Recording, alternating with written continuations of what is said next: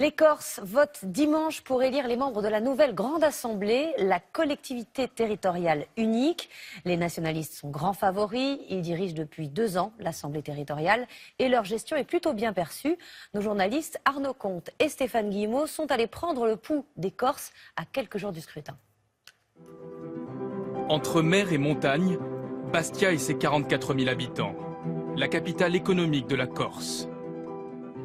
Première grande ville de l'île, où un maire nationaliste a été élu par la population il y a 3 ans. Vous êtes pour l'indépendance de la Corse? Non, on est français. Hein. Enfin, moi je suis français maintenant. Non, on est lésés en Corse, ça c'est sûr que... Lésés par rapport à quoi? On a du mal à comprendre. Par rapport au continent, on n'est pas... C'est une île, hein, on est tributaire de tout. Hein. Mais il y a des aides de l'État français. Les aides. La Corse vit sous perfusion de l'État français, non? Il y a le soleil en Corse, c'est tout. Bon, allez. Merci. Allez, merci monsieur. Au revoir. Nationaliste ou pas nationaliste?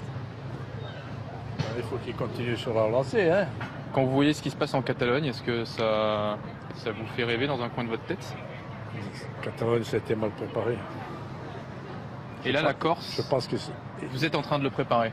Je pense que, pas de suite, mais dans quelques années, je pense que ce sera possible. Mais la Corse, aujourd'hui, elle ne peut pas vivre sans le continent. Et économiquement, c'est sinistré. Tout le monde peut vivre. Hein. Je vois qu'il y a des petits pays encore plus petits que la Corse qui s'en sortent. Hein. Quel pays, par exemple? C'est politiquement incorrect?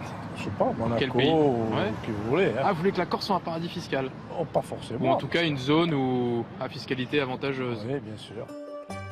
Depuis l'élection des nationalistes à Bastia et à la collectivité territoriale, le climat a changé en Corse selon certains, qui se disent aujourd'hui convaincus.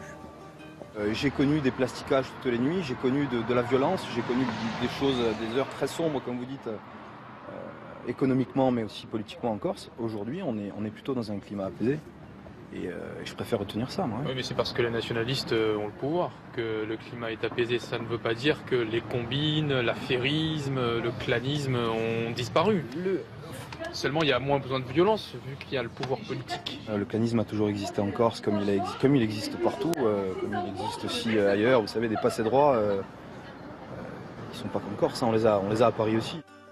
La Corse est l'une des régions les plus pauvres du pays. L'agriculture est la deuxième source de richesse derrière le tourisme. Jean-Paul Mancel récolte des clémentines depuis 36 ans. Ces clémentines, elles sont corses ou françaises? Alors là, je vais vous répondre, c'est des clémentines corses.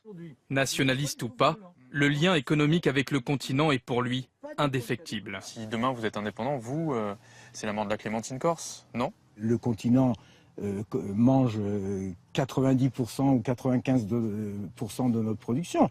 Donc le lien est vraiment crucial, mais ça n'a rien à voir avec cette histoire d'élection aujourd'hui. Ça restera toujours un marché. Comme n'importe quel pays a un marché. Donc que la Corse soit indépendante ou pas? Pour moi, je vois pas ce que ça peut changer, ouais. À part qu'on pourrait dire que la clémentine n'est plus française. En Corse, les nationalistes n'arrivent pas à convaincre tout le monde, notamment dans les quartiers populaires frappés par le chômage, où la population se sent délaissée par le pouvoir local.